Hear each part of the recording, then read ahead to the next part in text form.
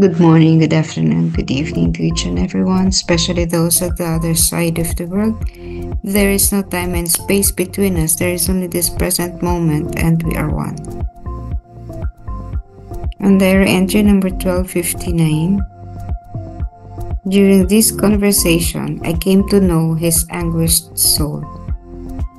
This crucified soul resembles the Savior, where he expects, with no good reason to find consolation, he finds the cross. He lives among many friends but has no one but Jesus. This is how God strips the soul he especially loves. Sa pag-uusap na ito, nakilala ko ang kanyang nagdadalamhating kaluluwa. Ang nakapangong kaluluwang ito ay kahawig ng tagapagligtas, kung saan niya ay naasahan na may magandang dahilan upang makahanap ng alin, mahanap niya ang krus. Siya ay nakipamuhay kasama ng maraming kaibigan, ngunit walang iba kundi si Jesus.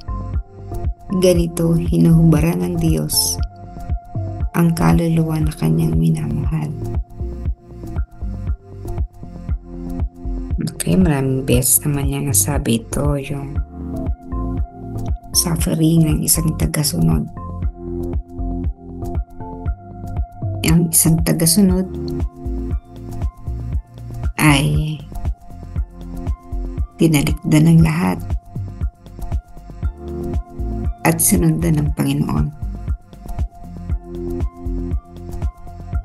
At upang maging tagasunod ng Panginoon, kailangan niyang siyempre sumusunod, diba? Tagasunod, follower. So, yung sinusundan mo, you have to be like the person you are following. Magiging modelo ka hindi lamang sa kabutihan at magandang example, pero dahil sinusundan mo siya, yung mga dinaraanan niyang tinik, pasakit along the way, dodaanan mo rin. Hindi pwedeng pag dumaraan ang sinusundan mo doon sa mabigat na daan na may mga panganib, gano'n. Hindi pwedeng ikaw na tagasunod ay nagtatago at umiiwas. So you will also be able to face the challenges, kung ano ang challenge na mayroon ang sinusundan mo. Yung mahirap doon, you will see that you will also be crucified. Ipapako ka rin sa krus, ihiyain, ikaw ay aalipustahin, pagbibintangan ng hindi naman tama, at kinalaunan ay ipapako na rin sa krus. Simbolismo ito, no? Pero pag sinabing ipapako ka na rin sa krus, nandun na yung doon ka na hirap, pamamatay. Susundan ko pa ba si Jesus pag ganito, no? Parang ordinary, sa ordinaryong mamamayan, sa ordinaryong tao. Pag sinabi mo yan, syempre sabihin nila, no way, hindi ako nagpapakabanal. No? Talagang siguro sa 100 tao na sasabihan nito, maybe maswerte na may isa sabihin na, so sinusundan ko si Jesus. Maswerte na yon. Kasi talagang this kind of people is quite rare. Madalang ang ganitong mga tao. Madalang yung handang magsakripisyo, katulad ng Panginoon, alang-alang sa kaligtasan ng maraming kaluluwa. So if you know someone who's doing this, following Jesus with all of his or her heart and giving consolation, kung meron kang gantong kakilala, continue to pray for that person. Kasi po, mahirap nga yung dinadaanan. Kapag walang mananalangin para sa kaluluwang ito,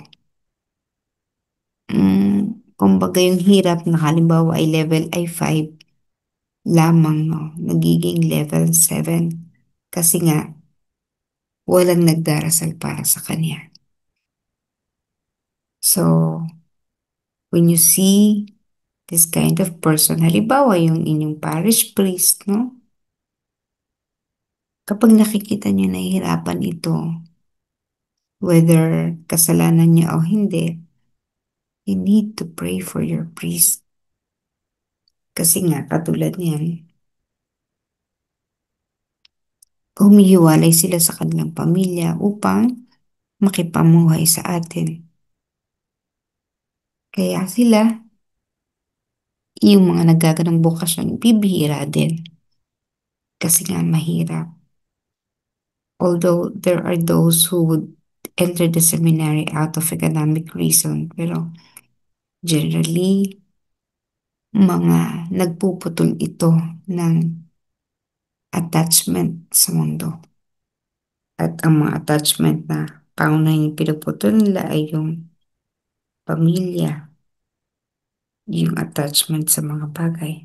Yun yung mga unang nile-let go. Sa kabila ng ating mga, kung kayo po, tayo, parang ganito na rin ang buhay natin. Although, syempre, hindi ganun kabigat, but parang ganito na rin tayo because we are following Jesus. Let's pray for one another na kayanin natin ang mga pagsubok, mga hamon na susuungin natin. Nandyan yung pinakamahirap natin, yung kakulitan ng marami nating mga members. Parang iisipin mo, mga deboto ba ito ng banal na awa? Minsan ganun, kasi talagang napakahirap nating disiplinahin ang ating hanay. Pero, again, kasama at kapiling natin ang Panginoon. Kung hindi mo natin siya nakikita, we know for a fact that He is eternally present and would guide us along the way sa napakatinik na landas, sa madilim na daan. Kakayanin niya tayong gabayan sapagkat siya yung liwanag.